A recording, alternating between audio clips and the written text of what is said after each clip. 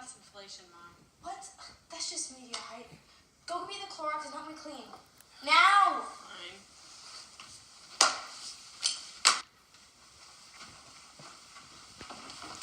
Would you be more careful, please? Everything is costing me more now. My salary isn't going as far as it used to. You can't just be this careless all the time.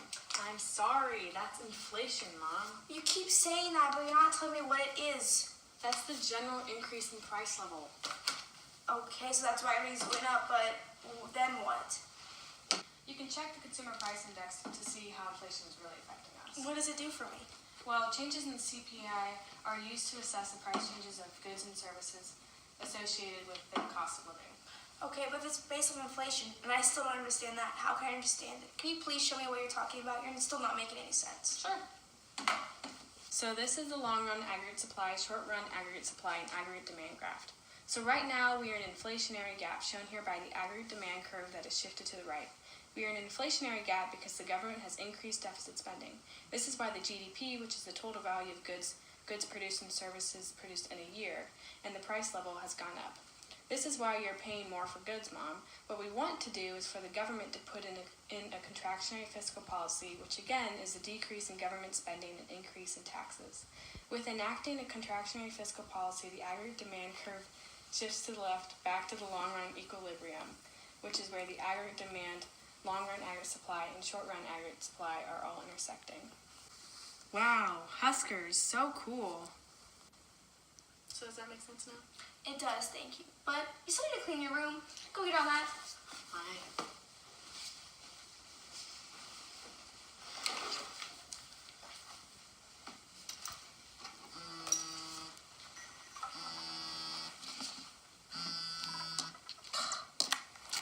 Hello? Hey, it's your girl Patty. Hi! Are you still gonna come over and help me with my lawn? Oh yes, I'm on my way right now. Perfect, thank you so much for doing this. I'll see you soon. See you soon. Bye. Bye.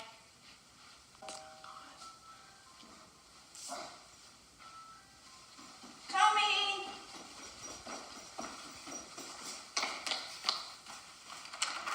Hey, come on in. Lawnmower's out back. I'll take you to it. Thank you Yay. so much for doing this. I totally got you. Here, right this way. Come on. You have no idea how much of a lifesaver you are. Oh, don't worry. I totally had some free time today, but I'd help out. All right, stay back. You can go right out. I'll be out there in a sec. See ya. Thank you.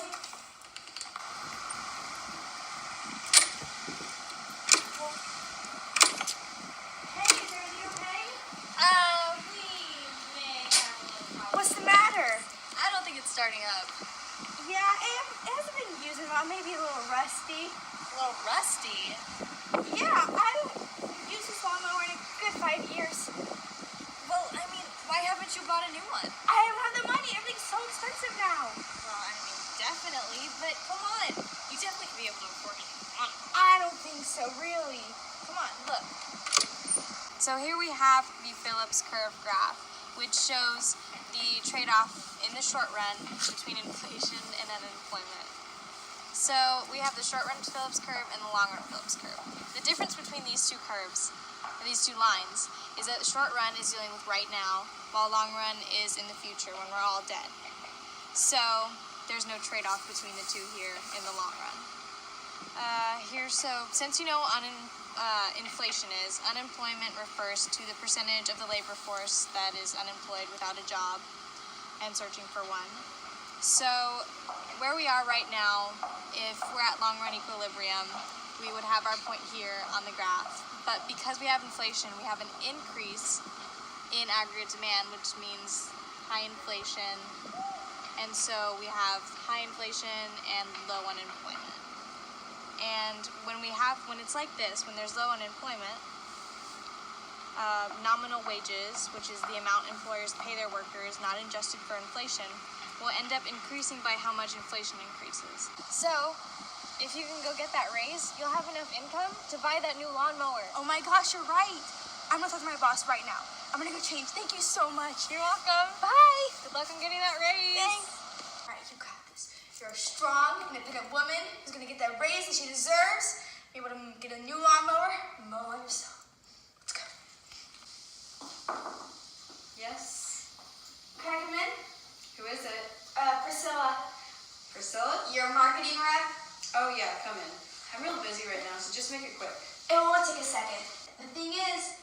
I need to ask for a raise. Raise. Yes. Well, we can't really do that right now. Why is that? The economy is kind of in an inflationary period, and soon the government is either going to act a fiscal or a monetary policy, so therefore the interest rates will raise, and it'll be more expensive to invest and make any extra spending for the business.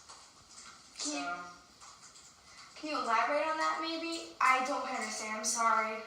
Well, I can explain that to you.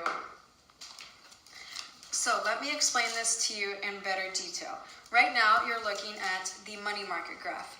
This is the demand of money, and this is the supply of money. On the y-axis, it is nominal interest rates, and on the x-axis, it is quantity of money. So, the only way to shift the supply of money is for the Federal Reserve to engage in open market operations, where they will either sell or buy bonds. To define, the Federal Reserve is the central banking system in the United States. It is privately owned and publicly managed. And the open market operations refers to the buying and selling of government securities in hopes to expand and contract the money supply. In this case, since we are in an inflationary period, the Federal Reserve is going to sell bonds, which will therefore decrease the supply of money, which will consequently increase the nominal interest rates and decrease the quantity of money. Therefore, with the effects of the raising of the nominal interest rates and the decreasing of quantity of money in circulation, it will deter business investment and consumption spending, which will therefore decrease aggregate demand. Aggregate demand is the amount of goods and services that will be purchased at all possible price levels. And so, if the aggregate demand is going down, the GDP will also go down, and the unemployment will go up. So now do you understand why we can't give you a raise? Yes, but I still really do think I deserve it. I'm here late nights and early mornings. I kept us in the black, and my campaigns are top notch. Well, I can't argue with that. You've been a really good employee. You're right, and I know you like Oreos. You know, Oreo sounds really, really good right now. I'm glad you said that. Oh my gosh. I have to indulge myself. I'll give you your raise just because of this. Cheers.